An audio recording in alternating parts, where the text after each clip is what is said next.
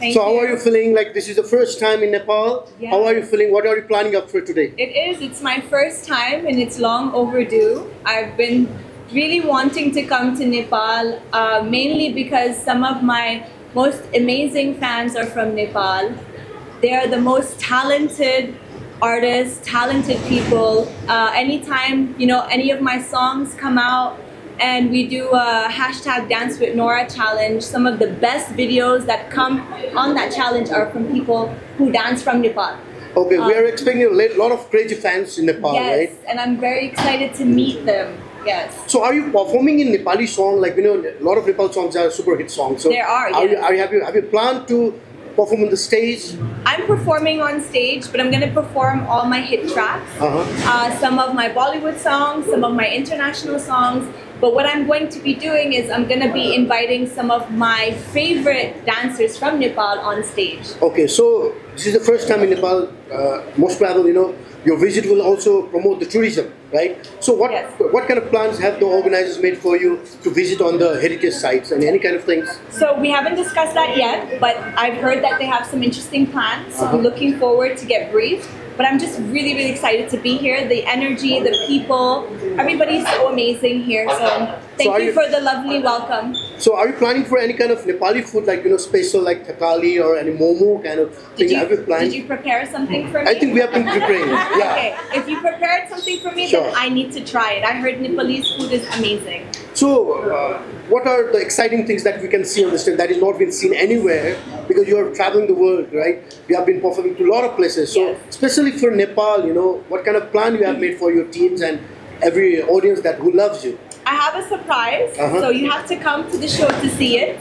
And I'm just looking forward. It's going to be tonight, so I hope to see you guys there. So what is your message to the fans? There are a lot of crazy fans, and what kind of expectation are you making with the audience? Like how many audience will be following you up? Like any kind of plan that you have made for today? I have no idea. I heard that there's going to be a lot of people coming. I saw some of the preparations on social media, the preparation of the stage, and there was some interesting moments where they did a competition and they were asking some of the students some questions about me, and they were winning tickets, and I thought that was really cool.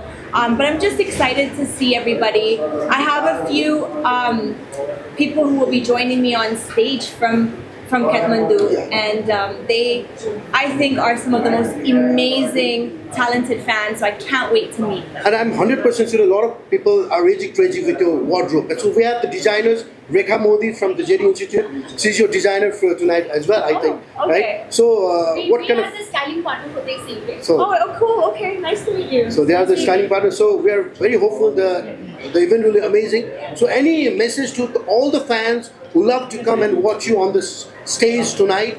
Any message to your fans of Nepal? The message is, I love you guys, I can't wait, and I hope you enjoy the show tonight. Thank you so much. Thank you. Thank you so much. नेपालमा स्वागत गर्न पाउँदा चाहिँ कस्तो feel भयो तपाईलाई? एकदमै राम्रो हाम्रो नेपाली धरतीमा उहाँले इन्टरनेसनल सेलिब्रिटीले हामीले स्वागत गर्दा अभियसली एकदमै राम्रो फिल भइरहेछ। अब आजको प्रोग्रामको ड्रेस डिजाइनर नै तपाई नै हुनुहुन्छ हैन? थोरै भनिदिनुस् न आजको प्रोग्रामको बारेमा र ड्रेस डिजाइनरको बारेमा पनि। आजको प्रोग्रामको हाम्रो स्टाइलिङ पार्टनर छौं JD institute Kathmandu. We are not designing for Nora but we are styling Nora as well. अनि हाम्रो भोइसको पनि जति पनि कन्टेस्टेन्ट र विनर्सहरु हुनुहुन्छ हामीले उहाँहरुलाई पनि स्टाइलिङ गर्दैछौँ आज। उहाँहरुको ड्रेस पनि हामीले नै डिजाइन गरेको छ। हजुर कस्तो कस्तो खालको ड्रेसहरु बनाउनु भएको छ? त्यसको लागि त तपाईहरु स्टेजमै आएर हेर्नु पर्ने हुन्छ।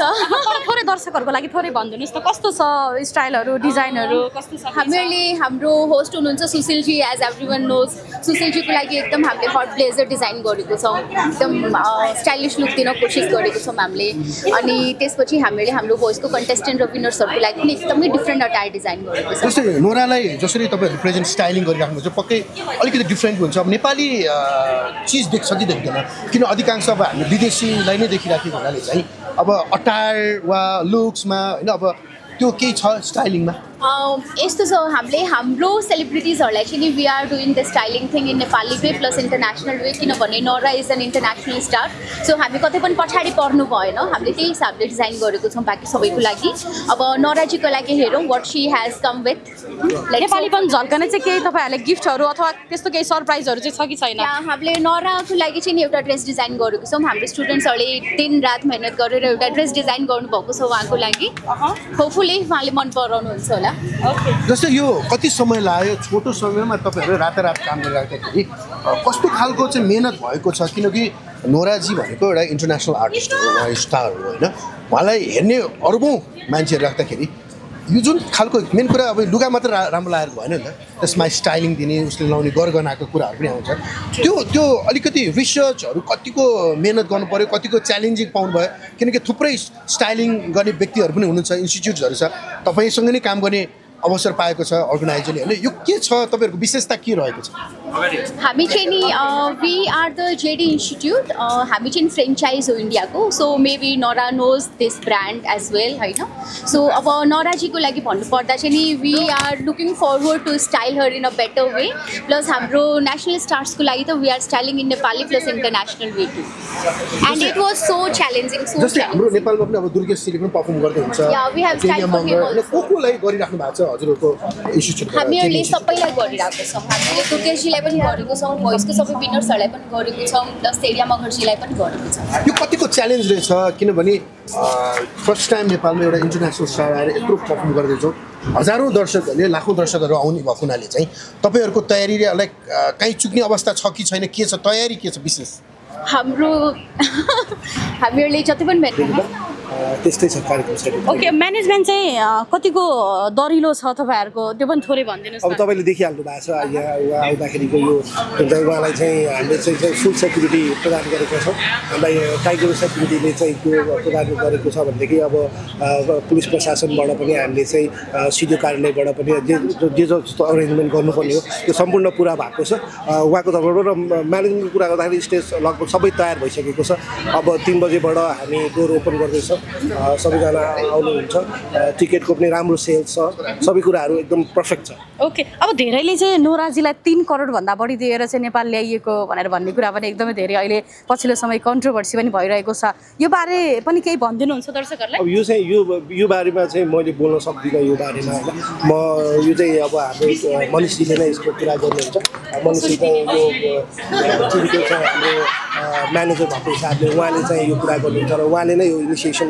लिनुभयो सबै कुराहरू र यो चाहिँ एउटा कजको लागि पनि भइरहेछ तपाईँहरूलाई थाहा छ होइन त्यस कारणले गर्दाखेरि यो कुरामा चाहिँ मैले त्यति बोल्न उपयुक्त देख्दिनँ मलाई त्यो बारेमा त्यति जानकारी पनि छैन म्यानेजमेन्टको कुरा गर्नुहुन्छ भने चाहिँ म्यानेजमेन्ट एकदम चुस्त दुरुस्त छ सबै कुराहरू एकदमै वेल म्यानेज छ यहाँ तपाईँले यहाँ अहिले एयरपोर्टमा पनि जसरी देखिनुभयो उहाँलाई हामीले जसरी चाहिँ स्कटिङ गरेर जसरी चाहिँ उहाँलाई अहिले होटल फर्किनु भएको छ होइन तपाईँहरूले देखिहाल्नु भएको छ तपाईँहरूले नै विश्लेषण गर्ने कुरा हो यो म्यानेजमेन्टको कस्तो लागिरहेको छ तपाईँहरूलाई नै म त्यो प्रश्न गर्छु एकदम राम्रो छ र कुन होटलमा बस्दै हुनुहुन्छ उहाँ चाहिँ हयातमा बसिरहनु भएको छ र किनभने ग्राउन्ड पनि त्यहाँबाट नजिकै छ उहाँलाई चाहिँ त्यहाँबाट जम्मा 2 मिनटको बाटोमा चाहिँ डिस्टेन्स रहेको हुँदाखेरि हामीले चाहिँ उहाँलाई हयातमा राखेको छ हुन त तपाईँ म्यानेजमेन्ट टिमबाट हुनुहुन्छ होइन तर पनि उहाँले नेपाली गीत चाहिँ गाउनुहुन्छ कि गाउनुहुन्न होला भन्ने पनि धेरैको चाहिँ एक्साइटमेन्ट रहेको छ त्यो बारे पनि थोरै भनिदिनुहोस् न आजको प्रोग्रामको बारेमा गीत गाउने भन्दा पनि नेपाली गीतमा नाच्नुहुन्छ कि हुन्न भन्ने प्रश्न होला नेपाली गीतमा त्यो चाहिँ अब हामीले सकेसम्म उहाँले चाहिँ आफ्नो गीतहरू उहाँको थुप्रै गीतहरू छ होइन त्यो डान्सिङ नम्बरमै उहाँले चाहिँ डान्स गर्ने हुनुहुन्छ दिदीबहिनीहरू देखिरहेको छ भने तपाईँहरूको सङ्गठनमा हुनुहुन्छ के भन्नुहुन्छ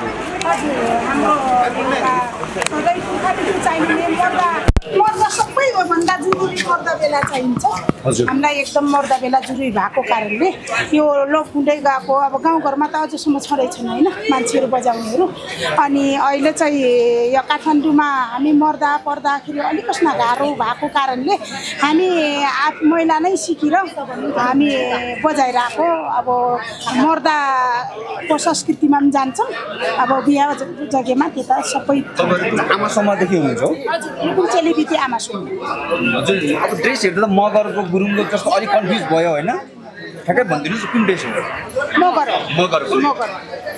अब यो पछिल्लो समय त हराउँदै गएको छ होइन अब यो बाजा गाजा विभिन्न पञ्चे बाजाहरूले होइन यसलाई संरक्षण प्रवर्धन गर्न चाहिँ के गर्दा राम्रो होला जस्तो लाग्छ हजुरलाई? समय यो अब पुस्तालाई हस्तान्तरण गर्दै जानु पर्यो। यस्ता कलाहरू दबाउनु हुँदैन।